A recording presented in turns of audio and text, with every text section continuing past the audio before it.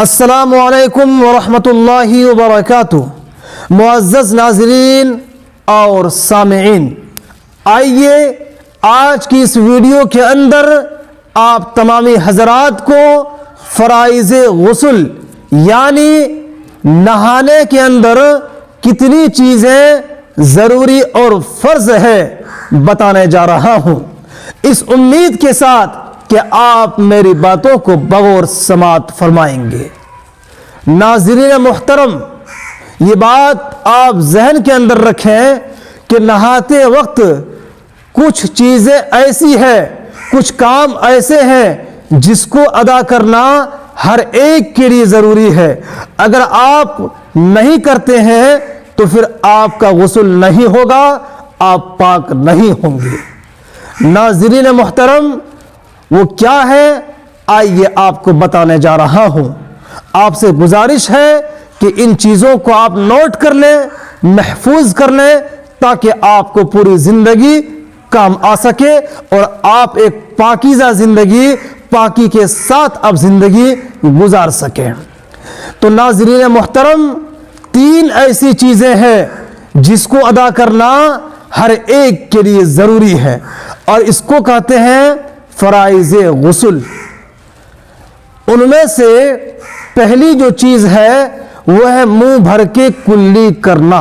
جی ہاں ناظرین، منہ بھر کے کلی کرنا۔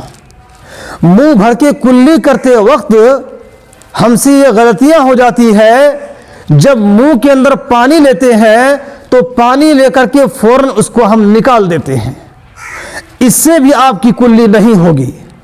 جب آپ منہ کے اندر پانی لیں تو آپ اس چیز کو ذہن میں رکھیں کہ پانی کو پورے منہ کے اندر جو حصہ ہے ان حصوں کے اندر آپ صحیح طریقے سے پانی کو گھمائیں اور پھرائیں، تاکہ آپ کے منہ کے اندر جتنے سارے حصے ہیں تمام حصے بھیگ جائے، کوئی حصہ سوکھا نہ رہے۔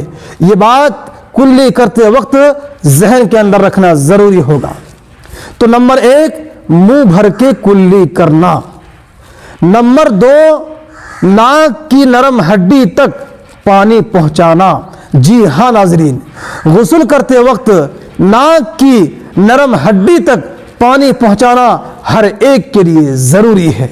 اگر آپ ایسا نہیں کرتے ہیں تو آپ چاہے پورے سمندر اپنے اوپر ڈال لیں گے، پورے تالاب اپنے اوپر ڈال لیں گے، لیکن آپ نے اگر ایسا نہیں کیا تو پھر آپ کا غسل نہیں ہوگا۔ تو نمبر 2، ناک کی نرم ہڈی تک پانی پہنچانا، یہ غسل کے اندر فرض اور ضروری ہے، اس کے بغیر آپ کا غسل نہیں ہوگا۔ نمبر 3، پورے بدن پر اس طرح پانی بہانا کہ ایک بال برابر جگہ سوکھی نہ رہے، یعنی ایسے آپ پانی بدن کے اندر بہائیے جس کے ذریعے ایک بھی بال برابر کوئی جگہ بدن کے اندر کوئی حصہ سوکھا نہ رہے۔ ناظرین محترم، یہ بھی آپ کو وضاحت کر دوں، جب ہم بدن کے اندر پانی ڈالتے ہیں تو اکثر ہم سے یہ غلطیاں ہو جاتی ہے۔ ہم پانی بدن کے اندر بہاتے جاتے ہیں، لیکن ایسا ہوتا ہے کہ بدن کے اندر کچھ حصے ایسے ہیں جہاں تک پانی پہنچنا مشکل ہوتا ہے، جلدی سے ایسی جگہوں پر پانی نہیں پہنچتا ہے۔ جیسے یہ ہمارے جو ہاتھ ہے، دونوں ہاتھوں کے نیچے جو بغل ہے، ان بغلوں میں پانی جلدی سے نہیں پہنچ پاتا ہے، جس کی وجہ سے پانی نہ پہنچنے کی وجہ سے فرضیت ختم ہو جاتی ہے اور ہمارا غسل نہیں ہو پاتا ہے۔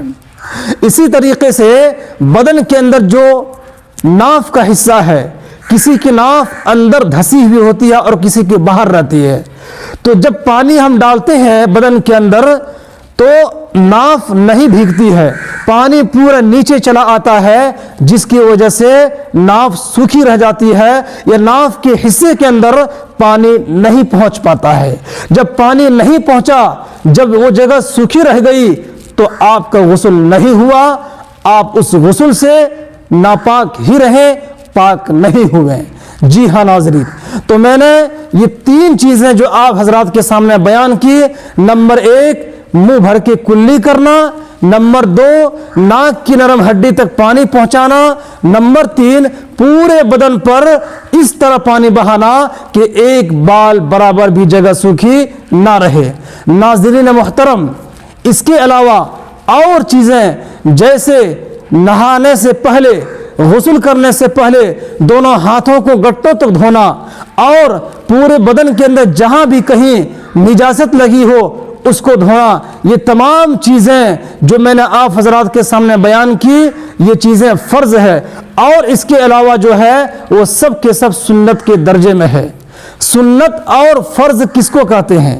ये 3 चीज़ें जो आपको मैंने बताया, इन 3 चीज़ों में से कोई एक चीज़ अगर छूट गई तो आपका गुस्ल ही नहीं होगा।